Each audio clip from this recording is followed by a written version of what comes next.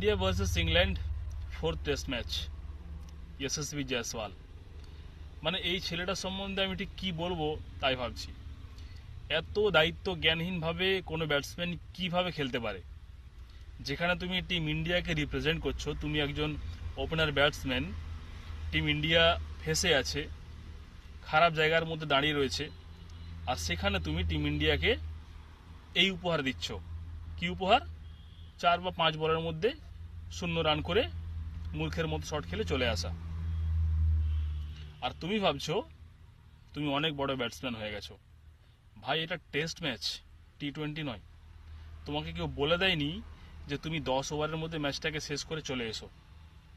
ঠিক আছে, পিচে দাঁড়িয়ে থাকতে হতো, ইনিংসকে বিল্ড করতে হতো।